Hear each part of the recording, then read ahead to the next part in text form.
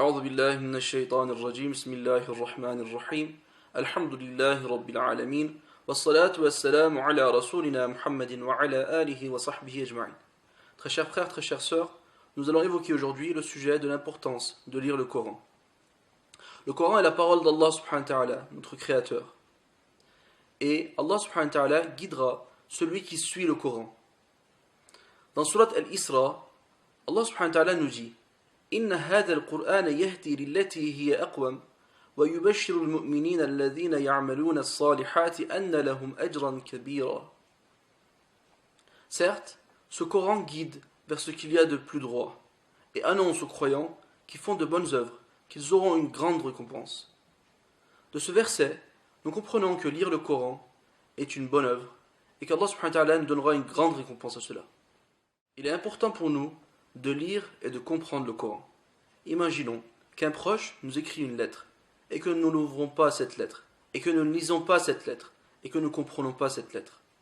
Tel est le musulman qui n'ouvre pas le livre du Créateur, qui n'essaye pas de comprendre le livre du Créateur. D'après la mère des croyants, Aïcha radiallahu anha, le prophète sallallahu alayhi wa sallam a dit: celui qui récite le Coran parfaitement est avec les anges généreux, et celui qui lit avec difficulté a deux récompenses.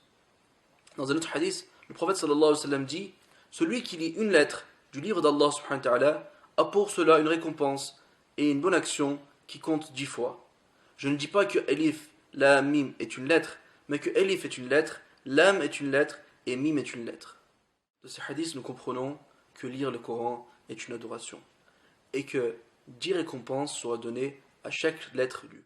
Il dit dans un autre hadith: اقرأوا القرآن فإنه يأتي يوم القيامة شفيعا لأصحابه. Le prophète sallallahu alayhi wa sallam nous dit: lisez le Coran, car celui-ci viendra le jour de la résurrection en intercesseur pour les siens. Donc le Coran est un intercesseur le jour de la résurrection pour celui qui l'aura lu. Ce mérite est aussi rappelé dans ce hadith, qui évoque aussi le jeûne du Ramadan. Le jeûne et le Coran intercèdent pour le serviteur. Le jeûne dit: Seigneur, je l'ai certes privé de nourriture et de boisson durant la journée. Ainsi, fais-moi intercéder pour lui. Le Coran dira aussi: Seigneur, je l'ai privé du sommeil durant la nuit.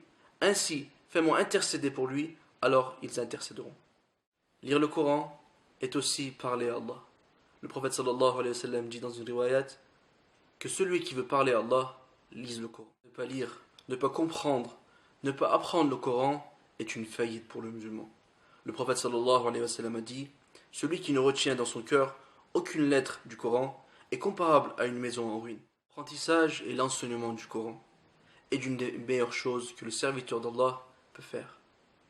Ainsi le prophète sallallahu alayhi wa sallam nous dit: le meilleur d'entre vous est celui qui apprend et qui enseigne le Coran. Le Ramadan est le mois du Coran. Il a été révélé lors de la 27e nuit à notre prophète sallallahu alayhi wa sallam.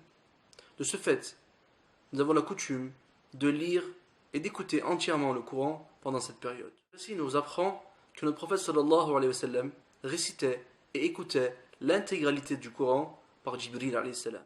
Lisons le Coran et aussi les traductions et les commentaires comme Jalalayn ou encore Ibn Kathir.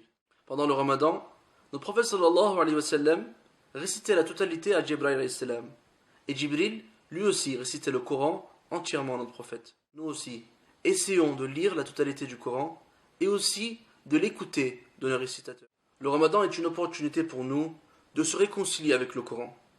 Si on ne sait pas lire le Coran, apprenons à le lire. Si on le sait déjà, performons-nous dessus. Allah subhanahu wa ta'ala nous permette de lire, de comprendre et de vivre le Coran comme il le veut. Amin. Walhamdulillahi rabbil alamin.